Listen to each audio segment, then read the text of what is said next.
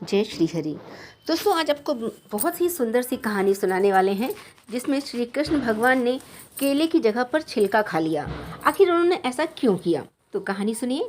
एक दिन भगवान श्री कृष्ण दुर्योधन के राज में गए और उन्होंने उनके शाही ठाट बाट को देखा, लेकिन वो उनके यहाँ नहीं रुके। वो गए दासी पुत्र विदुर के यहाँ, उनकी झोपड़ी में गए, उनके घर गए और वो उस समय घर पर नहीं थे। विदुरानी घर पे अकेली थी। वह तो श्री कृष्ण को देखकर इतनी खुश हुई कि उन्हें अपनी सुधबुद्धि न रही। भगवान को क्या खिलाऊं, क्या करूं, ये सोचने में लग गई। उसे केले दिखे। विदुरानी ने भगवान को बिठाया और केले छीलकर जो है केले फेंक देती और छिलका भगवान को खिलाने लगी। भगवान भी प्रेम में डूबे छिलके खा रहे थे। अचानक विदुर जी वहाँ पर आ गए। वो बोले, भगवान क्या कर रही हो? भगवान जी को छिलके खिला रही हो?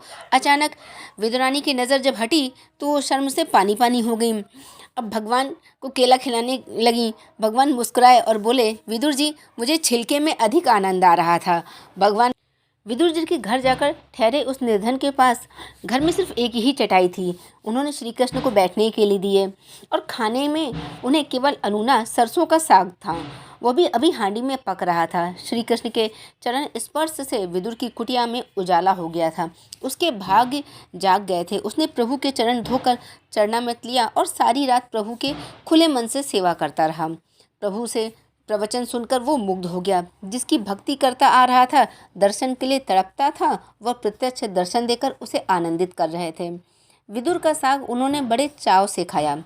ऐसा खाया जैसे 56 प्रकार के भोजन खा रहे हों।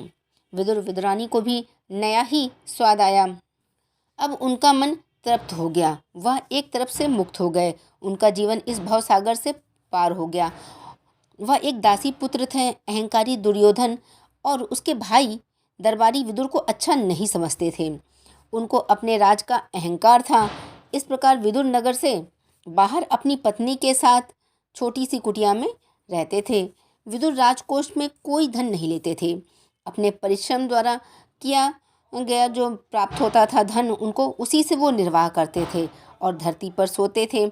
उनका मन प्रभु भक्ति में सदा लगा रहता था, जिससे उनकी भक्ति से प्रसन्न होकर भगवान श्री कृष्ण उनके घर रात रहे।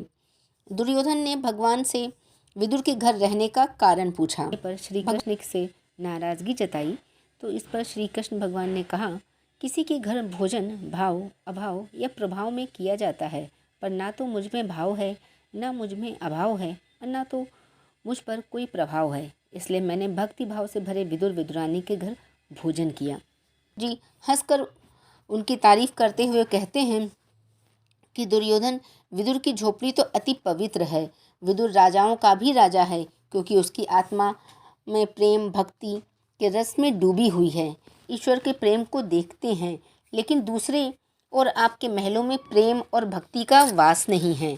आपके यहाँ अहंकार, लोभ, राज्य की भूख है। इसलिए मुझे विदुर का प्रेम उसके घर खींच ले गया। उम्मीद करते हैं कि ये कहानी अच्छी लगी होगी, और अच्छी लगी हो तो कमेंट सेक्शन में जय श्री हरि जरूर लिखें।